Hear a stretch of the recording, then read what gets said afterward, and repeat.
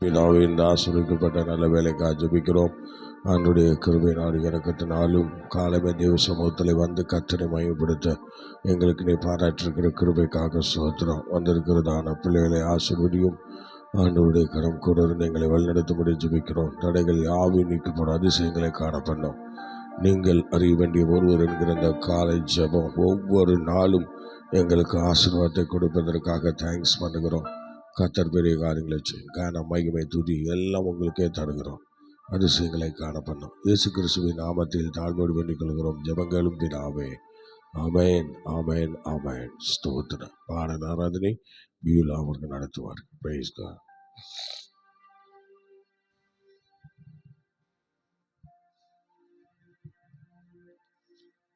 ஸ்தோத்திரம். அல்லேலூயா. கர்த்தருடைய நாமத்தை நாம் பாடி அவருடைய நாமத்தை நாம் மகிமைப்படுத்துவோம். தேவன் நம்மோடு இருந்து இந்த நாள் முழுவதும் அவரை வழிநடத்தும்படியாக புதிய எண்ணெயால், புது பலத்தால், புதிய கிருபையால் நம்மை நிரப்பி நடத்தும்படியாய் அவரை பாடி நாம் கர்த்தருடைய நாமத்தை விடுதலையோடு மகிமைப்படுத்துவோம்.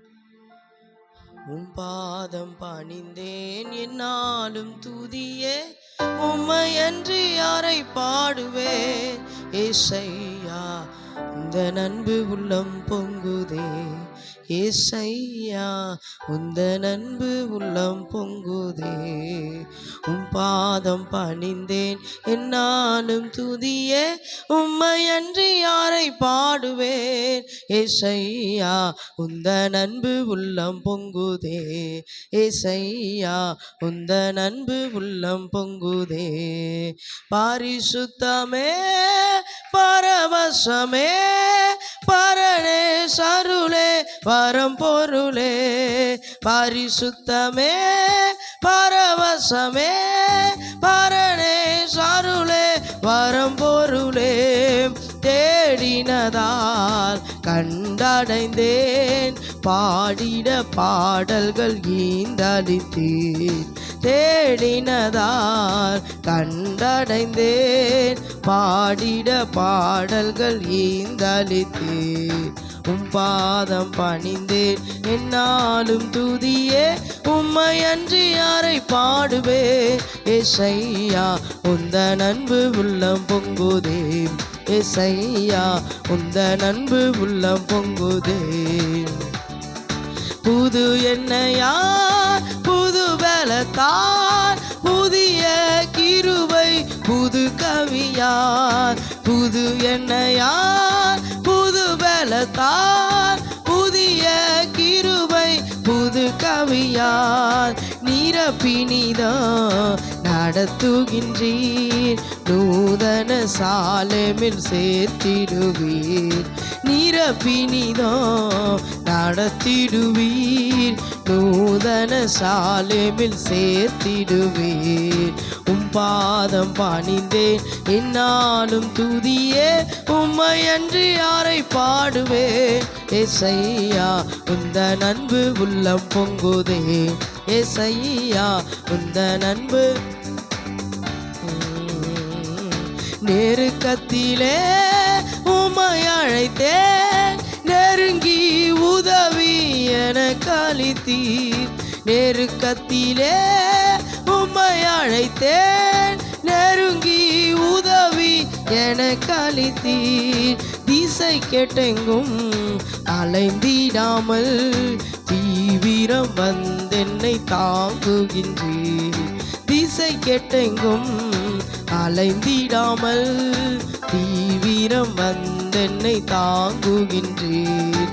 உம் பாதம் பணிந்தேன் என்னாலும் துதியே, உம்மையன்றி யாரை பாடுவேன் ஏசையா. உந்த அன்பு உள்ளம் பொங்குதே ஏசையா, உந்த அன்பு உள்ளம் பொங்குதே. என் முன் செல்லும் உம் சமூகம் எனக்கு அளிக்கும் இளைப்பாறுதல். என் முன் செல்லும் உம் சமூகம் எனக்கு அளிக்கும் இளைப்பாறுதல்.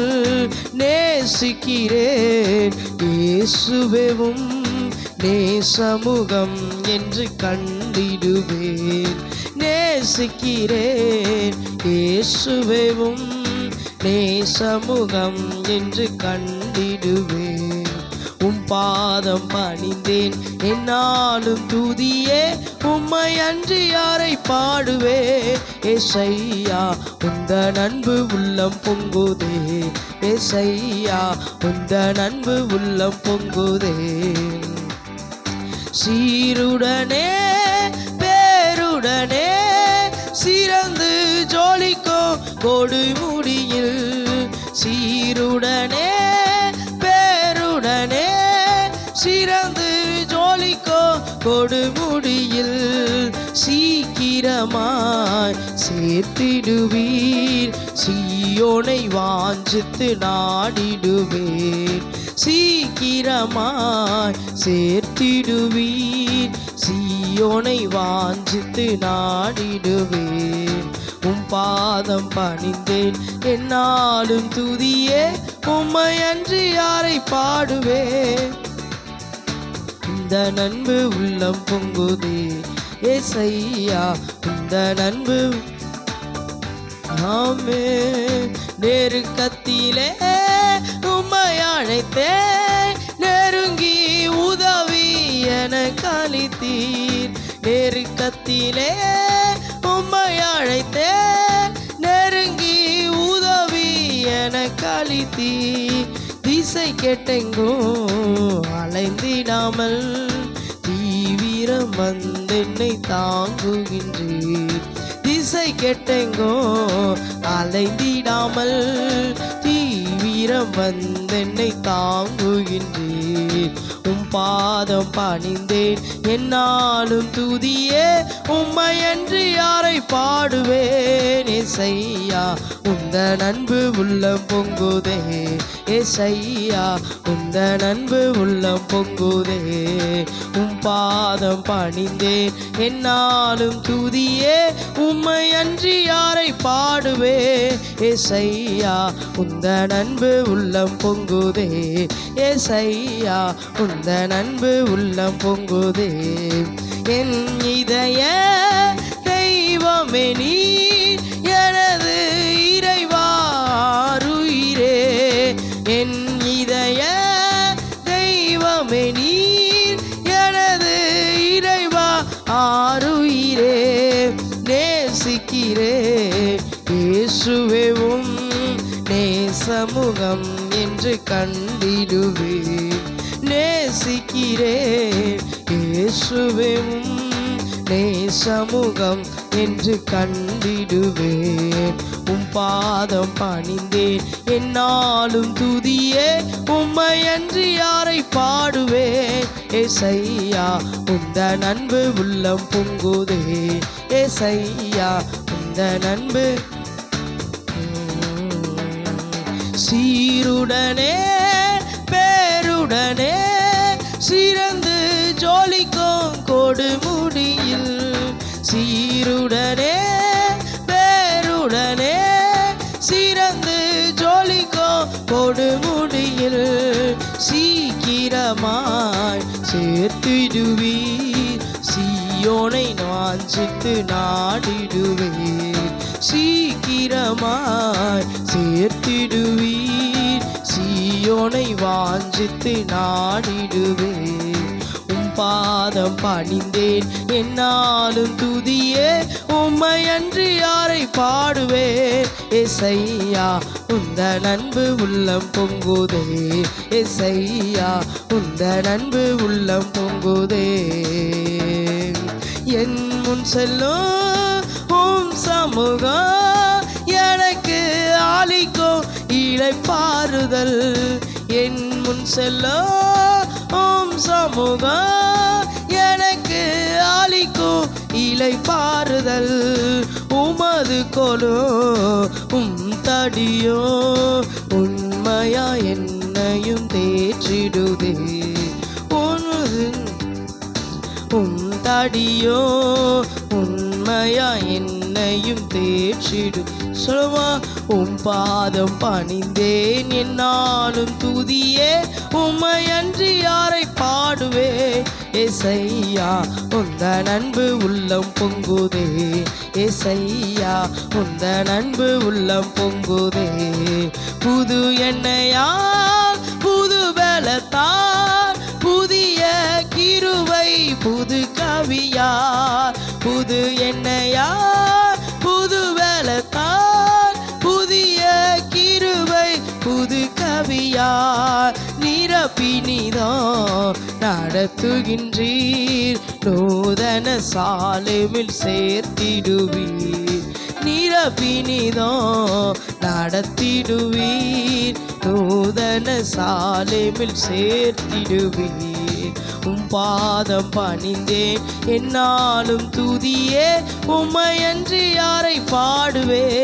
ஏசையா உந்த அன்பு உள்ளம் பொங்குதே, ஏசையா உந்த அன்பு உள்ளம் பொங்குதே.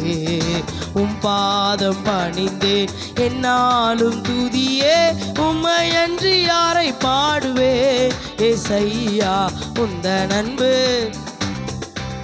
ஆமே உந்த அன்பு உள்ளம் பொங்குதே, ஏசையா உந்த அன்பு உள்ளம் பொங்குதே, ஏசையா உந்த அன்பு உள்ளம் பொங்குதே, ஏசையா உந்த அன்பு உள்ளம் பொங்குதே. பாதம் பணிந்தேன் என்னாலும் துதியே, உம்மையன்றி யாரை பாடுவே. ஏசையா உந்த அன்பு உள்ளம் பொங்குதே, ஏசையா உந்த அன்பு உள்ளம் பொங்குதே, ஏசையா உந்த அன்பு உள்ளம் பொங்குதே. ஹல்லேலூயா ஹல்லேலூயா ஹல்லேலூயா ஹல்லேலூயா ஹல்லேலூயா ஹல்லேலூயா ஹல்லேலூயா ஹல்லேலூயா ஹல்லேலூயா ஹல்லேலூயா ஹல்லேலூயா ஹல்லேலூயா ஹல்லேலூயா ஹல்லேலூயா ஹல்லேலூயா ஹல்லேலூயா.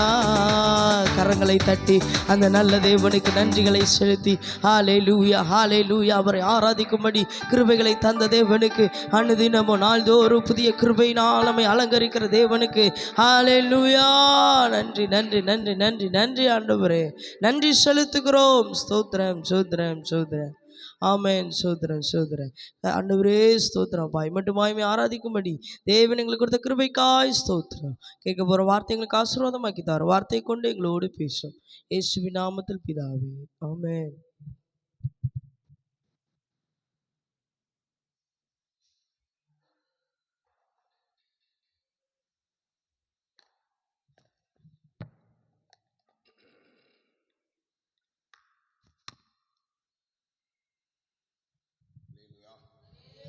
அல்லேலூயா.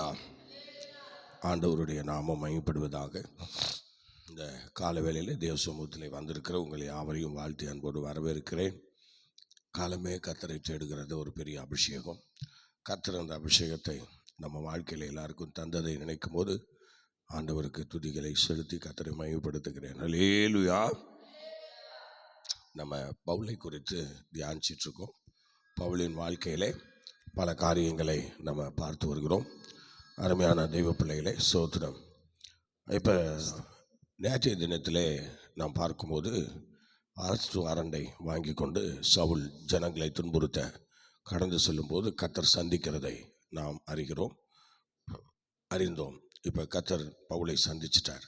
சந்தித்து முள்ளில் உதைக்கிறது உனக்கு கடினமாமேன்னு சொல்லி உடனே ஆண்டவரே நான் என்ன செய்ய சுத்தமாக இருக்கிறேன் என்று அவர் கேட்க கர்த்தர் தம்முடைய காரியங்களை அவருக்கு அறிவித்து இப்படி அனனியா என்கிற தீர்க்கதரிசனிடத்தில் அனுப்பி கர்த்தர் சவுலை பவுலாக மாற்றி கர்த்தருடைய வேலையை செய்யும்படி புற ஜாதிகளுக்கு சுவிசேஷத்தை பிரசங்கிக்கும்படி அவரை தெரிந்து கொண்டார் என்று நாம் வாசித்து கர்த்தரை மகிமைப்படுத்தினோம். அல்லேலூயா.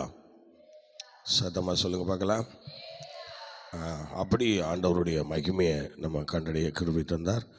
ஆக இவர் கர்த்தருடைய வேலைக்கு வந்த பிறகு 3 விதமான மிஷினரி பயணங்களை பின்தொடர்ந்து அந்த மிஷினரி பயணத்திலே பர்னபா முதல் பயணத்தில் கூட இருக்கிறார். 2வது மிஷினரி பயணத்தில் தீமோத்தேயு கூட இருக்கிறார். பிலிப்பி பட்டணங்கள்லாம் ஊழியம் செய்து சிறையில் அடைக்கப்படுகிறார்கள். கொரிந்து பட்டணத்திலும் ஊழியங்களை சிறப்பாய் செய்கிறார்கள். 3ஆம் மிஷினரி பயணத்திலே அந்தியோகியாவில் தொடங்கினார்கள். கலாத்தியா, பெர்சியா நாடுகளில் சுவிசேஷம் சொல்ல ஆரம்பித்தார்கள். ரோம் தலைநகர் எபேசு பட்டணம் அங்கே 2 வருடம் தங்கி ஊழியம் செய்தார். வீடு வீடாக நற்செய்தி அறிவித்து அதிசயங்களை செய்தார்கள். மாயவித்தைக்காரர்கள் மனம் திரும்பி இயேசுவை ஏற்றுக்கொண்ட காரியங்களை நாம் பார்க்கிறோம். குற்றம் சாட்டப்பட்டு சிறையில் அடைக்கப்பட்ட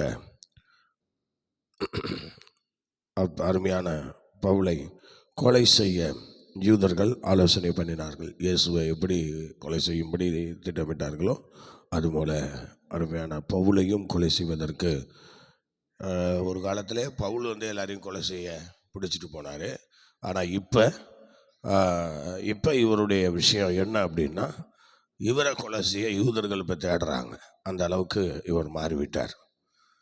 அப்புறம் ரோமபுரிக்கு அழைத்து சென்ற போது கப்பல் யாத்திரையிலே அகப்பட்டார். அந்த கப்பல் யாத்திரையிலே அவர் பாதிக்கப்பட்டு சோதரம் அதில் உயிர் சேதம் இல்லாமல் தேவனுடைய வார்த்தையின்படி எல்லாரும் தப்பிச்சு பொழைச்சி வந்தாங்க.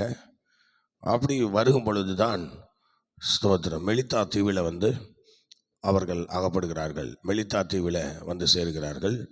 சேரும்போது அங்கேயும் பவுலை ஒரு சர்ப்பம் கவுகிறது. ஆனாலும் அவன் வீக்கம் கொண்டு செத்துருவான் என்று சொல்லி எல்லாரும் நினைத்து கொண்டிருக்கிற அந்த நேரத்திலே அந்த சர்ப்பத்தை தீயிலே உதறிவிட்டு அழகாக உயிரோடு பவுல் இருக்கிறதை கண்டு எல்லாரும் பிரமித்து ஆச்சரியப்பட்டார்கள். எப்படி இவர் இன்னும் உயிரோடு இருக்கிறார் என்று சொல்லி அதுக்கப்புறம் தான் இவர் தேவனை சார்ந்தவர் என்று எல்லாருக்கும் தெரிகிறது. அல்லேலூயா. இப்படி ஸ்தோத்திரம் மறுபடியும் வேற கப்பல் பிடித்து ரோம் அரசு கொண்டு போய் அங்கே விடுதலையை அடைந்து சில காலம் வாடகை வீட்டிலே தங்கி இப்படி இருந்தார். ஸ்பென் தேசத்தில் சென்று அங்கு நற்செய்தியை சொன்னார். அங்கே ஆண்கள் அங்கே ஊழியம் செய்தார். 2 ஆண்டுகள் ஊழியம் செய்தார். நீரோ மன்னன் அங்கே கிறிஸ்தவர்களை துன்புறுத்தி பல உபத்திரவங்களை ஸ்தோத்திரம் செய்து அவர்களை கொன்று குவித்தார். அந்த காலத்தில் பவுலையும் அங்கே எல்லாம் கைது செய்து விட்டார்கள். மறுபடியும் கைது செய்து அங்கே கொண்டு வந்தார்கள். சிறையில் அடைக்கப்பட்ட பின்பு அதுக்கப்புறமும் சிறையில் அடைக்கிறாங்க. இப்போ மெலித்தா தீவுக்கு திரும்பவும் அவர் ரோமுக்கு போய் விடுதலை ஆகி அப்புறம் திரும்ப நீரோ மன்னன் அவரை கைது செய்து அவரை சிறையில் அடைக்கும் போது தான் அப்போ தான் அவர் 2 தீமோத்தேயு எழுதுகிறார். 2 தீமோத்தேயு புஸ்தகத்தை அப்போ தான் அவர் சிறையில் இருந்த வண்ணமாக அதை எழுதி ஆண்டவரை மையப்படுத்துகிறார். நீரோ 14 ஆண்டுகள் ஆட்சியில் பவுலை திடீர்னு கைது செய்து தெருவாய் ரொம்ப கேவலமாய் தெருவாய் அடித்து சித்திரவதை பண்ணி பவுலை இழுத்துட்டு போனாங்களாம். சோத்திரம் சுவிசேஷம் அறிவித்ததற்காக கிறிஸ்துவை பிரசங்கித்ததற்காக அவரை தெருவாய் அடித்து சித்திரவதை செய்து பவுலை அப்படி அழைத்து சென்றார்களாம். அழைத்து சென்று அங்கே என்ன செய்வார்கள் என்றால், பவுல் இயேசு கிறிஸ்துவுக்காக ஜீவிக்கிற ஒரு நல்ல தேவ மனுஷன். அந்த இயேசு கிறிஸ்துவை மறுதலிக்காத எல்லாரையுமே அவர்கள் கொன்று குவித்து வந்தார்கள். அப்படிப்பட்ட காலத்தில் பவுலையும் அரெஸ்ட் பண்ணி பட கொடுமைகளை படுத்தினார்கள். படுத்தி கடைசியாக நீ ஆண்டவரை மறுதலிக்கிறலாம் சொன்னால் அவர் அதெல்லாம் செய்வாரா? செய்ய மாட்டார். அதனால் என்னாச்சுன்னா அவரை ஸ்தோத்திரம் ரோமர்கள் பிடிச்சிட்டு போய் நீரோ மன்னன் காலத்தில் பிடிச்சிட்டு போய் அவரை பல சித்திரவதைகள் செய்து கடைசியாக என்னென்னா யூதர்களை அவங்க ரூமில் சிலுவையில் அறைய மாட்டாங்க. அதனால் அவங்க என்ன செய்வாங்கன்னா இப்போ பட்டயத்தால் வெட்டி கொலை செய்வார்கள், அருவாளால் வெட்டி கொலை செய்வார்கள். இப்படி தான் அவங்க யூதர்களை அப்படி கொடுமைப்படுத்தினாங்க. அதனால் ரோமர்கள் இப்போ என்ன செஞ்சிட்டாங்கன்னா இவரை பவுலை வந்து என்ன செய்யலான்னு சொல்லி பார்த்து பவுலை அழைச்சிட்டு போய் ஒரு பெரிய ஒரு பீடத்தில் அவரை குனிய சொல்லி தலையை வைக்க சொன்னார்கள். அவர் அப்படியே செய்தார். என்னை ஏன் வெட்டுறீங்க, என்னை ஏன் இப்படி குணப்படுத்துறீங்க, எதுவும் கேட்கல.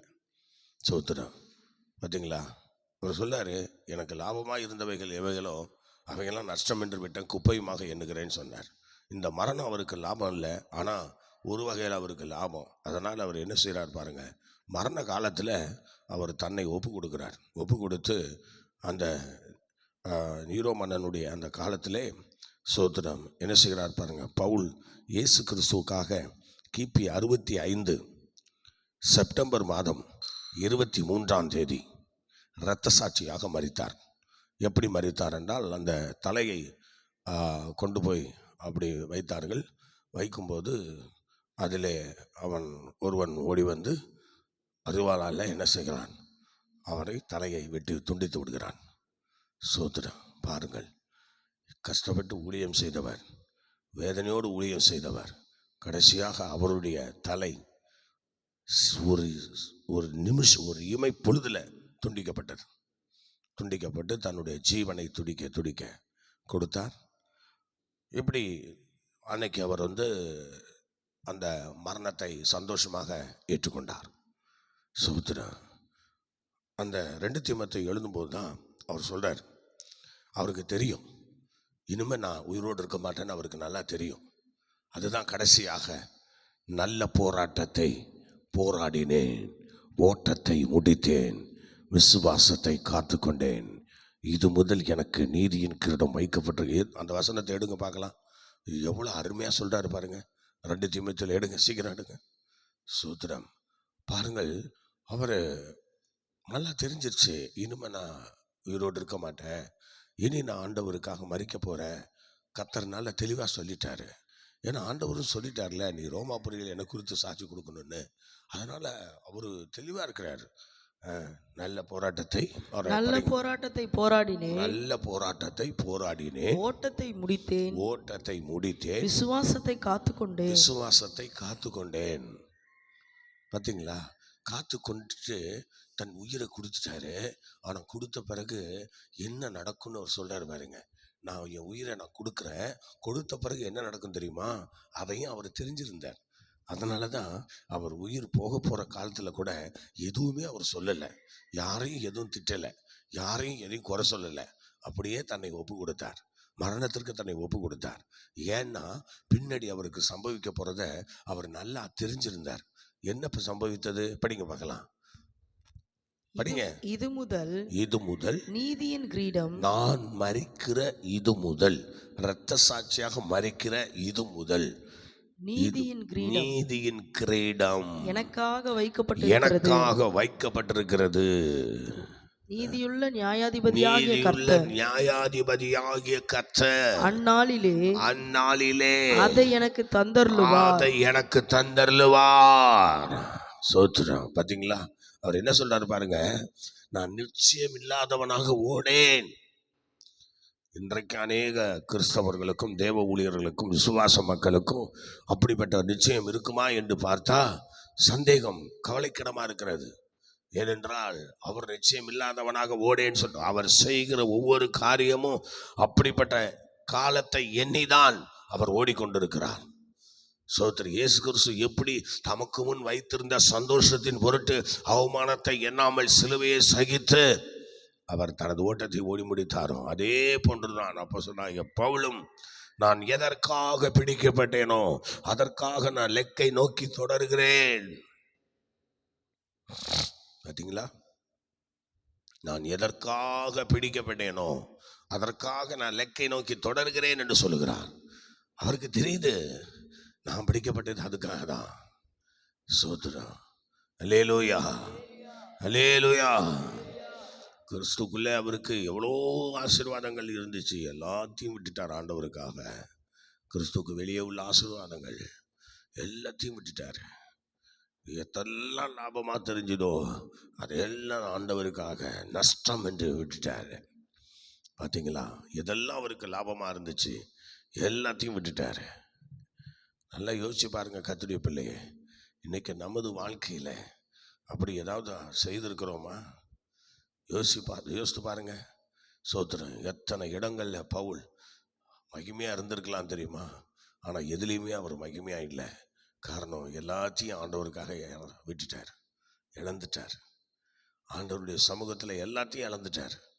சோத்திரம். அல்லேலூயா. எவ்வளோ வேதனைக்குரியது பார்த்தீங்களா? எவ்வளோ வேதனைக்குரியது பார்த்தீங்களா? ஆம் கர்த்தருடைய பிள்ளையே, யோசிச்சு பாருங்க. எல்லாத்தையும் விட்டுட்டு கடைசியாக ரத்த சாட்சியாக மறிக்கிறார். அவர் ஒரு நிச்சயம் அவருக்குள்ளே இருந்துச்சு. அந்த வசனம் திரும்படிங்க. நியாயாதிபதியாகிய கர்த்தர் அதை எனக்கு தந்தருளுவா. அதை எனக்கு தந்தருளுவா. எனக்கு மாத்திரம் இல்லைங்க, அவர் பிரசன்னமாகுதலை விரும்பும் யாவருக்கும், என்னை போன்ற அவருடைய பிரசன்னமாகுதலை விரும்பும் யாவருக்கும் அதை தந்தருளுவார். சோத்திரம். பவுலை போன்று எத்தனையோ பரிசுத்தவான்கள் அவ்விதமாக இரத்த சாட்சியாக இன்றைக்கு மரித்திருக்கிறார்கள்.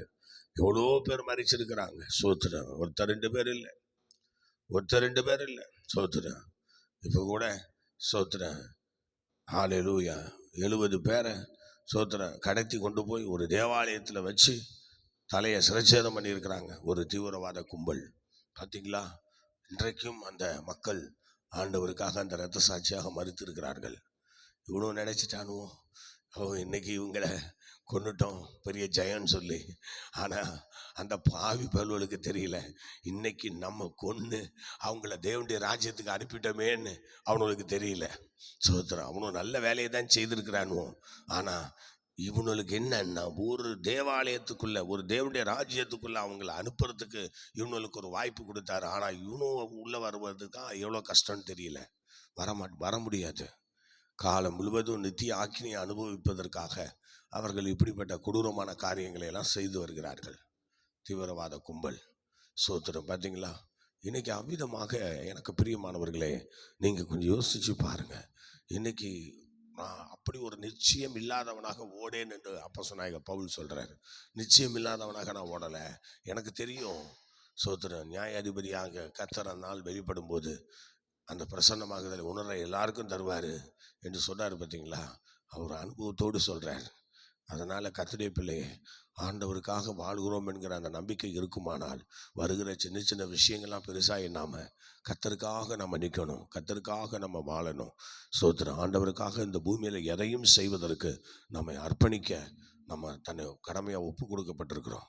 சோத்திரம். ஆகவே அப்படிப்பட்ட ஒரு சூழ்நிலையில் தேவனுடைய சமூகத்தில் நாம் நிற்க வேண்டும். அப்போஸ்தலனாகிய பவுல் அப்படிதான் அவர் செய்தார், அப்படியே நின்றார். சோத்திரம். அவருடைய பிலிப்பியரில் அவர் எழுதும்போது சோத்திரம் இயேசு கிறிஸ்துவினுடைய தாழ்மையை சோத்திரம் அவர் உருக்கமாக எழுதுகிறார். அந்த இயேசு கிறிஸ்துடைய மரணம், சோத்திரம், அவருடைய தாழ்மை, அவருடைய ஜீவியம் பவுலுக்கு அப்படியே என்ன செய்தது? அப்படியே நிறைவாய் காணப்பட்டது. அதை தனக்கென்று தனக்காக எடுத்துக்கொண்டார். சோத்திரம். அல்லேலூயா. நிச்சயம் இல்லாதவனாக நான் ஓடலை, நான் ஒரு நிச்சயத்தோடு தான் ஓடுறேன்னு சொன்னார். ஆகவே எனக்கு பிரியமானவர்களே, ஒரு நிச்சயத்தோடு தான் அவர் ஓட ஆரம்பித்தார்.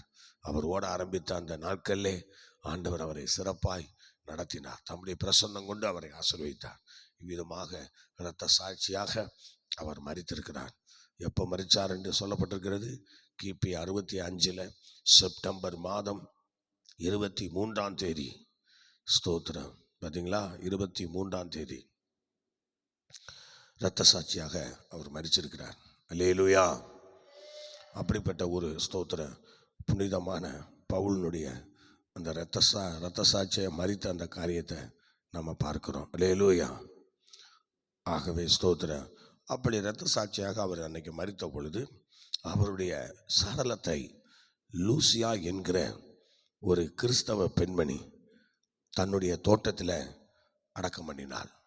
பவுலின் சரீரத்தை லூசியா என்கிற ஒரு கிறிஸ்தவ பெண்மணி அந்த சடலத்தை வாங்கி தனது தோட்டத்தில் கொண்டு போய் அதை அவள் என்ன செய்கிறாள்? அடக்கம் பண்ணுகிறாள். அடக்கம் பண்ணி சில காலங்களில் ஒரு பெரிய தேவாலயத்தை கட்டி இன்றைக்கும் அந்த தேவாலயம் அங்கே காணப்படுகிறது. அவ்விதமாக பவுல் அடக்கம் பண்ணப்பட்ட இடத்திலே அங்கே என்ன செய்யப்பட்டிருக்கு, தேவாலயம் கட்டப்பட்டு அங்கே தொழுகை நடந்து கொண்டிருக்கிறது. அல்லேலூயா. அவ்விதமாக ஸ்தோத்திரம் பவுல் அந்த நாட்களிலே அடக்கம் பண்ணப்பட்டார். அதற்கு பிறகு ஸ்தோத்திரம் ஸ்தோத்திரம் அடுத்தடுத்து சீசர்கள் உருவாகி கொண்டிருந்த அப்படிப்பட்ட காலங்களில் பவுலை குறித்து ஏற்கனவே எல்லாரும் சொல்கிறாங்க, திருமணம் பண்ணவர், திருமணம் பண்ணாதவர் அப்படின்னு பலரும் பல சூழ்நிலையை சொல்கிறாங்க. ஆனால் சில வேத பண்டிதர்கள் ஒரு கிறிஸ்தவ ஒரு நூல் இருக்கிறது, அந்த யூதர்களுடைய பாரம்பரிய ஒரு நூல் இருக்கிறதாம். அந்த நூலிலே அவர் திருமணம் செய்தவர் தான் என்று அங்கே சொல்லுகிறதாக சொல்லப்பட்டிருக்கிறது. பாருங்கள், 1 கொரிந்தியர் 7ஆம் அதிகாரம் 8ஆம் வசனம் படிங்க. ஸ்தோத்திரம். 1 கொரிந்தியர் 7:8. விவாகம் இல்லாதவர்களையும் கைம்பெண்களையும் குறித்து நான் சொல்லுகிறது என்னவென்றால், அவர்கள் என்னைப் போல இருந்து விட்டால் அவர்களுக்கு நலமாயிருக்கும். அந்த இடத்துல அவர் என்ன சொல்கிறார், என்னை போல இருந்துட்டா நிலமா இருக்கும் அப்படின்றாரு. அப்போ விவாகம் இல்லாதவங்களை பார்த்து அப்படி சொல்கிறாரு, கைம்பெண்களை பார்த்து சொல்கிறாரு. ஆக ஸ்தோத்திரம். அடுத்தது பாருங்கள், இன்னொரு வசனமும் சொல்கிறார். 1 கொரிந்தியர் 9:5 பாருங்கள். அதில் என்ன சொல்கிறார் பாருங்க, படிங்க. மற்ற அப்போஸ்தலரும் கர்த்தருடைய சகோதரரும் கேபாவும் செய்கிறது போல, பேதுரு செய்கிறது போல மனைவியாகிய ஒரு சகோதரியை கூட்டிக் கொண்டு திரிய எங்களுக்கும் அதிகாரம் இல்லையா சகோதரி என்று சொல்லுகிறார். அப்ப அவர் என்ன சொல்றாருன்னா, திருமணம் பண்ணாதபடிக்கு அப்படி நாங்கள் என்ன செய்கிறோம், இருக்கிறோம் அப்படிங்கிற மாதிரி இந்த வசனங்கள் எல்லாம் அப்படி தான் சொல்லுது. ஆனால் ஒரு கிறிஸ்தவ ஒரு யூத பாரம்பரிய புஸ்தகத்தில் நபிமார்கள் எல்லாம் சொல்கிறது என்னன்னா, சனகரிப்பு என்கிறதான சங்கம் ஒன்று இருக்கிறது. அது மோசே காலத்திலிருந்து இயக்கப்பட்டு வருகிறது. அந்த சனகரிப்பு சங்கத்திலே விவாகம் செய்த நல்ல ஒரு பரிசை குடும்பங்களை தான் அதில் சேர்க்குறாங்க. அதில் 20 பேரை கொண்ட உறுப்பினர், ஒருவர் தலைவராக இருப்பாங்க. அதில் தான் ஈசாய் கூட இருந்தார். ஈசாயும் அதில் தான் தலைவராக இருந்தார், அப்படிப்பட்ட பொறுப்பில் இருந்தார். அந்த மாதிரி நிறைய பேர் அப்படி யூத முறைமையின்படி இருந்து வந்திருக்கிறார்கள். அப்படி இருக்கும்போது அதில் அந்த சூழ்நிலையை பார்க்கும்போது அங்கே எல்லாருமே திருமணம் செய்யப்பட்டவர்கள் தான் என்று அந்த குறிப்பு சொல்லுகிறார். ஆக திருமணம் செய்து அவர் வாழ முடியாமல் ஏதோ ஒரு சூழ்நிலையில் கிறிஸ்துவுக்காக விட்டிருக்கலாம் என்று சொல்லுகிறார்கள். அப்போ இவன் இயேசு கிறிஸ்துக்குள்ளே வரும்போது அவள் அதை ஏற்றுக்கொள்ளாமல் அதை அப்படியே புறக்கணித்து விட்டுட்டா, அப்படி ஒரு சூழ்நிலை நடந்திருக்கலாம் என்று கணிக்கிறார்கள். ஆக கிறிஸ்துவுக்கு வருவதற்கு முன்னே அவர் விவாகம் செய்திருக்கலாம் என்று சிலர் சொல்லுகிறார்கள். ஏன்னா அவர் விவாகத்தை மனைவிகளை குறித்து, புருஷர்களை குறித்து நல்ல ஆலோசனை கொடுக்குறார். அப்போ இப்போ அவர் அந்த மாதிரி சில காரியங்கள் அவருக்குள்ளே இருக்கிறதுனால தான் அதை கொடுக்குறார் என்று சொல்லி எல்லாம் சொல்லுகிறார்கள். ஆக ஸ்தோத்திரம். இப்படி ஆனால் அவர் கிறிஸ்துவுக்குள்ளே வந்த பிறகு மனைவியாகிய ஒரு சகோதரியை கூட்டிக் கொண்டு நான் போகலை அப்படிங்கிறார். அது கன்ஃபார்ம். அதுக்கப்புறம் அவர் ஆண்டவருக்குள்ளே வந்த பிறகு எந்த சாட்சியும் இல்லை. அவர் திருமணம் பண்ணினதற்கோ, திருமணம் பண்ணி மனைவியோட வாழ்ந்ததற்கோ எந்த விதமான ஆதாரமும் வேதாமத்தில் இல்லை. ஆக அவர் திருமணம் ஆனவர் தான் என்று அந்த யூத பாரம்பரிய புஸ்தகங்களில் அவர் அப்படி செய்கிறார். நீங்கள் அதை குறித்து படிக்கலாம். என்னாமத்தின் புஸ்தகம் 11ஆம் அதிகாரம் 16ஆம் வசனம் படிங்க. என்னாகமும் 11ஆம் அதிகாரம் 16வது வசனம். அப்பொழுது கர்த்தர் மோசேயை நோக்கி, இஸ்ரவேல் ஜனங்களுக்கு மூப்பரும் தலைவருமானவர்கள் இன்னார் என்று நீ அறிந்திருக்கிறாயே. அந்த மூப்பரில் 70 பேரை கூட்டி அவர்களை ஆசரிப்பு கூடாரத்தினிடத்தில் அங்கே உன்னோட கூட நிற்கும்படி செய். இந்த சனகரிப்பு சங்கம் என்று சொல்லுகிற அந்த சங்கத்தில் எப்படிப்பட்டவங்களை கொண்டு எனக்கு முன்னாடி நிறுத்து அப்படின்னு சொல்கிறார். 70 பேர். அப்போ 70 பேர் வாலிபர்களை கொண்டாந்து நிறுத்துனாங்க சொல்லலை, 70 பேரை கொண்டாந்து நிறுத்துன்னு சொன்னார். படிங்கம்மா. அப்பொழுது நான் இறங்கி அங்கே உன்னோட பேசி நீ ஒருவன் மாத்திரம் ஜனங்களின் பாரத்தை சுமக்காமல் ம் உன்னோட கூட அவர்களும் அதை சுமப்பதற்காக ம் உன்மேல் இருக்கிற ஆவியை அவர்கள் மேலும் வைப்பேன். மேல் இருக்கிற ஆவியை நான் அவர் மேலும் வைப்பேன்னு சொல்லி அந்த குழுவினர் அங்கே வந்து அவர் பிரதிஷ்டை பண்ணி அங்கே உருவாக்குகிறாரு. சோத்திரம். நீங்கள் அடுத்தது படிங்க பார்க்கலாம். லேவியர் 18:31 படிங்க. லேவியர் ஆகமம் 18:31.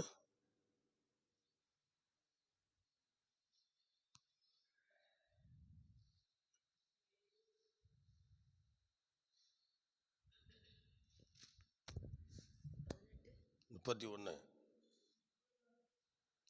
இருக்கா? இதில் 18:31 இருக்கே. ஸ்தோத்திரம். அப்போ 30 படிங்க. ஆகையால் உங்களுக்கு முன் செய்யப்பட்ட அருவருப்பான முறைமைகளில் யாதொன்றை நீங்கள் செய்து அவைகளால் உங்களை தீட்டுப்படுத்தி கொள்ளாதபடிக்கு என் கட்டளையை கைக்கொள்ளுங்கள், நான் உங்கள் தேவனாகிய கர்த்தர் என்று சொல் என்றார். அல்லேலூயா. அதில் என்ன சொல்றாருன்னா, தேவ தூஷணம் செய்யாதபடிக்கு அவர்களை வந்து என்ன செய்கிறார், அவர் ஒதுங்கி நிற்க சொல்லுகிறார். அது பரிசுத்தமாக வாழும்படியாக அந்த குரூப்ஸுக்கு ஆண்டவர் சொல்கிறத நம்ம பார்க்குறோம். நீங்கள் அப்போஸ்தலர் நடவடிக்கைகள் 15:7 படிங்க. அப்போஸ்தலர் நடவடிக்கைகள் 6ஆம் அதிகாரம், அப்போஸ்தலர் நடவடிக்கைகள் 6ஆம் அதிகாரம் 15 படிங்க. ஆலோசனை சங்கத்தில் உட்கார்ந்திருந்த இவங்க அந்த ஆலோசனை சங்கம் என்று சொல்லுகிற சனகரிப்பு சங்கம், அந்த சங்கம் தான் அங்கே வருகிறது, ஆலோசனை சங்கம் என்று. 6:15 படிங்க. ஆலோசனை சங்கத்தில் உட்கார்ந்திருந்த அனைவரும் அவன் மேல் கண்ணோக்கமாயிருந்து அவன் முகம் தேவதூதன் முகம் போல் இருக்க கண்டார்கள். அல்லேலூயா. அந்த பவுலின் முகத்தை அவர்கள் அன்னைக்கு காண்டாங்க. அதை பற்றி அப்படி சொல்லியிருக்கிறது. அடுத்தது 7ஆம் அதிகாரம் 58 வசனம் படிங்க. அப்போஸ்தலர் நடவடிக்கைகள் 7ஆம் அதிகாரம் 58வது வசனம். அவனை நகரத்துக்கு புறம்பே தள்ளி அவனை கல்லெறிந்தார்கள். அது ஸ்தேவானை குறித்து சொல்லுகிறார். சாட்சிக்காரர் தங்கள் வஸ்திரங்களை கழற்றி சவுல் எண்ணப்பட்ட ஒரு வாலிபனுடைய பாதத்தின் அருகே வைத்தார்கள். சோத்திரம். அந்த இடத்துல வந்து சவுலை வந்து ஒரு வாலிபனாக காமிச்சு கொடுக்குறாங்க. அடுத்தது 8-9 படிங்க. 8ஆம் அதிகாரம் 9வது வசனம்.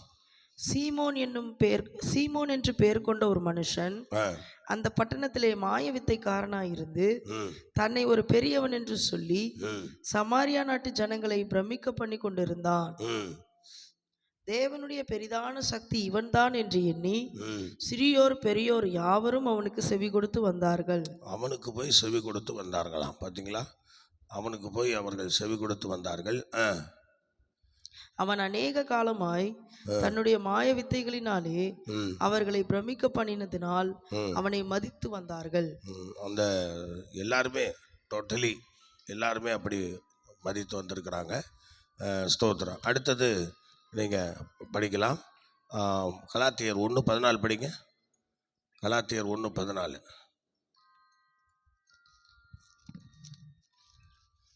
கலாத்தியர் 1:14.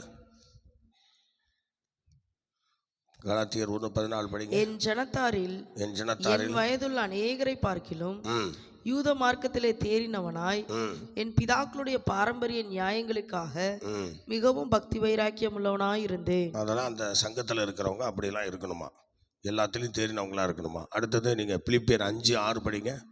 பிலிப்பியர் 5ஆம் அதிகாரம் 6வது வசனம்.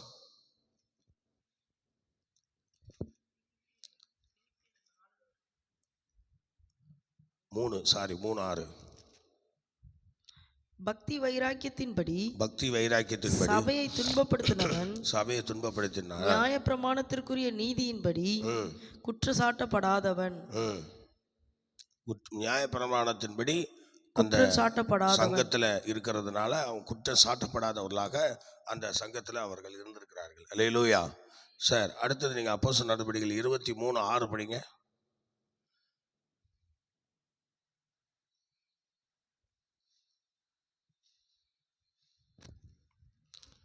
சீக்கிரம் படிங்க. 23:6. என்ன பண்றீங்க? பின்பு அவர்களில் சதுசேயர் ஒரு பங்கும் பரிசேயர் ஒரு பங்குமாய் இருக்கிறார்கள் என்று பவுல் அறிந்து, சகோதரரே, நான் பரிசேயனும் பரிசேயனுடைய மகனுமாய் இருக்கிறேன். அவர் பரிசேயனும் அப்படின்னா அவருடைய தகப்பனும் அந்த சங்கத்தில் இருக்கிறவர் தான்.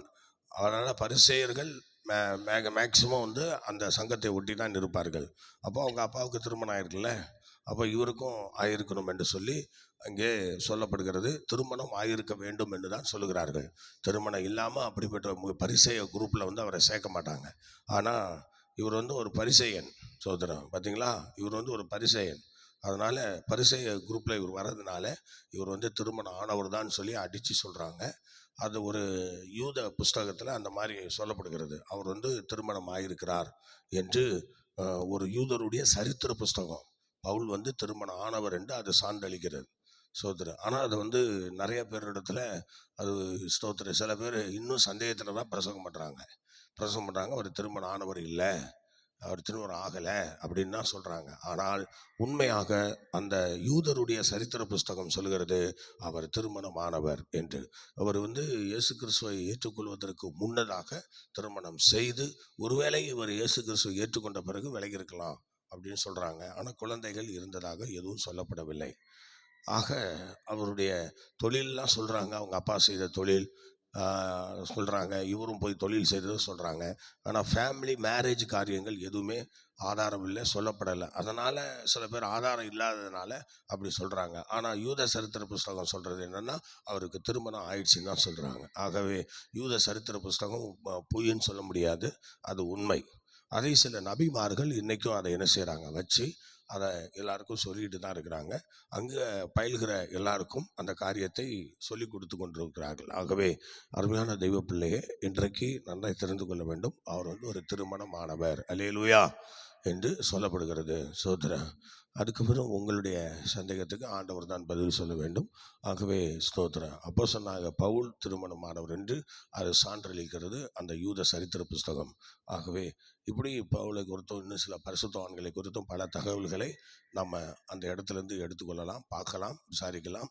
அப்படி அந்த நபிமார்களிடத்தில் போய் படித்து வந்தவர்களுக்கு நிறைய சரித்திரங்கள் தெரிகிறது. எபிரேயத்தில் என்னென்ன சொல்லப்பட்டிருக்கிறதோ அதையெல்லாம் அவர்களை வந்து என்ன செய்கிறார்கள், கொண்டு வந்து கர்த்தரை மகிமைப்படுத்தி கொண்டிருக்கிறார்கள். அல்லேலூயா. தொடர்ந்து செயல்படுங்க, கர்த்தர் நம்மை ஆசீர்வதிப்பாராக. இந்த நாளிலும் 3வது நாளாக பவுலை குறித்து நாம் இந்த நாளில் சிந்திக்க ஆண்டவர் நாம் கொடுத்த கிருபைக்காக நம்ம எல்லாரும் கர்த்தரை ஸ்தோத்திரம் பண்ணுவோம். Praise Lord, praise Lord, praise Lord, praise Lord. Hallelujah. நேசிக்கிற நல்ல ஆண்டவரே, மட்டும் எங்களோடு கூட இருந்து ஆண்டவரே பவுலை குறித்து நாங்கள் தியானிக்க கர்த்தர் எங்களுக்கு கொடுத்த நல்ல கிருபைக்காக ஸ்தோத்திரம் செலுத்துகிறோம். தொடர்ந்து ஆண்டவரே இன்னும் வேதாமத்திலே மறைந்திருக்கிற சத்தியங்களும் மறைந்திருக்கிற சரித்திரங்களையும் சம்பவங்களையும் நாங்கள் அறிந்து கர்த்தரை மகிமைப்படுத்த எங்களுக்கு உதவி செய்யும். தடைகள் யாவும் நீக்கப்படும், அதிசயங்களை காணப்படணும். கன மகிமை துதி ஸ்தோத்திரம்லாம் நாங்கள் உங்களுக்கே தருகிறோம். பெரிய காரியங்களை செய்யும். இயேசு கிறிஸ்துவின் நாமத்தில் வேண்டிக் கொள்கிறோம் ஜெபங்களும் நல்ல பிதாவே. ஆமேன், ஆமேன், ஆமேன். கர்த்தர் நம்மை ஆசீர்வதிப்பாராக. மீண்டும் நாளை காலை 5 மணிக்கு சந்திப்போம். ஆண்டவர் நம்மை நடத்துவாராக. God bless you. God bless you. God bless you.